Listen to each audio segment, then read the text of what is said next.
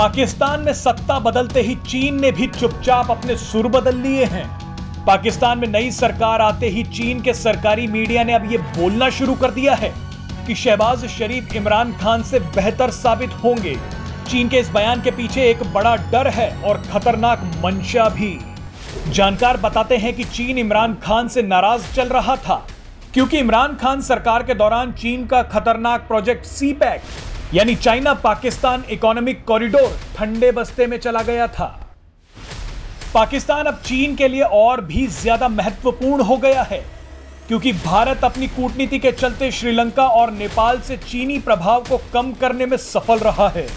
चीन लगातार भारत के पड़ोसी देशों में निवेश कर उन्हें कर्ज के जाल में फंसाने की कोशिश कर रहा था, जिसमें वो कुछ हद तक सफल भी रहा। लेकिन भारत ने समय रहते ही अपने दो पड़ोसी देशों को चीन के जाल से निकालना शुरू कर दिया है। पाकिस्तान अब इकलौता देश बचा है जिसको चीन भारत के खिलाफ इस्तेमाल कर सकता है। चीन को अब यह डर भी सता रहा है कि उसकी बेल्ट एंड रोड परियोजना खतरे में पड़ती जा रही है। कई देशों ने इस परियोजना का विरोध शुरू कर दिया है, खास तौर पर अफ्रीकी देशों ने। तो ले देकर चीन के पास इस परियोजना का सबसे महत्वपूर्ण हिस्सा ही बचा है जो पीओके से होकर गुजरता है। बेल्ट एंड रोड परियोजना के इसी हिस्से को सीपैक कहा जाता है। भारत ने हाल ही में कहा था कि पाकिस्तान को पीओके से अपना अवैध कब्जा हटा लेना चाहिए और चीन को अपनी सीपैक परियोजना के बारे में दोबारा सोचना चाहिए। यह बयान चीन के लिए किसी बड़े झटके से कम नहीं था। इस वीडियो में हम आपको बताएंगे कि आने वाले दिनों में चीन कैसे पाकिस्तान पर अपना शिकंजा और कसता है। चीन ने पाकिस्तान में नई सरकार बनने का स्वागत किया है और उम्मीद जताई है कि चीन और पाकिस्तान के रिश्ते अब और ज्यादा बेहतर होंगे।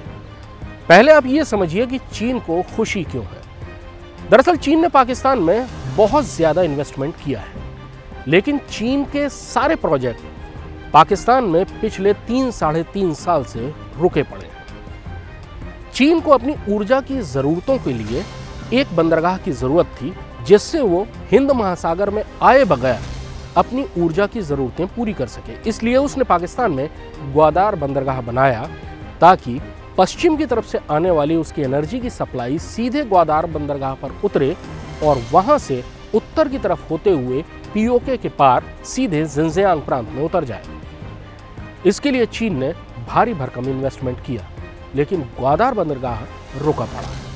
इसी तरह चीन पीओके के खुंजेराब पास से होकर सीधी एक रेल निकालना चाहता है जो कि रावलपिंडी को जिनजियांग प्रांत से जोड़ देगी।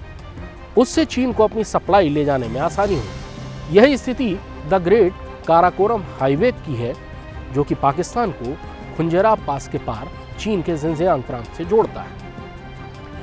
पिछले 3-3.5 साल से चीन के ये सारे प्रोजेक्ट पाकिस्तान में रुके पड़े थे क्योंकि पाकिस्तान की सेना को इन प्रोजेक्ट्स पर आपत्ति थी। आपत्ति इसलिए भी क्योंकि पाकिस्तानी सेना को समझ में आ रहा था कि पाकिस्तान की सरकारें रणनीतिक भूल कर रही है और चीन को पाकिस्तान में सीधे आने का अवसर देना यानी कल को अपनी आर्थिक और उसके बाद भौगोलिक गुलामी के लिए तैयार करना है। दूसरा, इन सारे प्रोजेक्ट से पाकिस्तान की सेना को कोई कट नहीं मिल रहा था और इसलिए जनरल उदास थे। इमरान खान को भी पाकिस्तानी सेना ने उसी रास्ते पर ले जाना चाहा और इमरान खान उसी रास्ते पर गए भी। पाकिस्तान में चीन के प्रोजेक्ट्स में इन्वेस्टमेंट होता रहा, लेकिन उससे चीन को कोई फायदा नहीं हुआ। अब नई सरकार बनी है और चीन को उम्मीद है कि शहबाज शरीफ और उनकी सरकार चीन के प्रोजेक्ट्स को उसी तरह से आगे बढ़ाएगी जैसे 3-3.5 साल से पहले बढ़ा करते थे और चीन जल्दी से जल्दी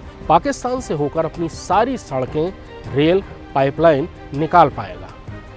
अगर ऐसा होता है तो चीन को तो बहुत फायदा होगा, लेकिन पाकिस्तान चीन की गुलामी में एक रास्ता और तय कर लेगा। यानी जो हाल श्रीलंका का आज हुआ है उसी रास्ते की तरफ पाकिस्तान चलना शुरू कर चुका है। और अगर शहबाज सरकार ने चीन का उसी तरह से साथ दिया जैसे इमरान खान के पहले की सरकारों ने दिया, तो वो दिन दूर नहीं जब पाकिस्तान भी श्रीलंका की तरह बर्बादी के कगार पर पहुंच जाएगा। Presenting B News app available on Google Play and App Store. Download it now.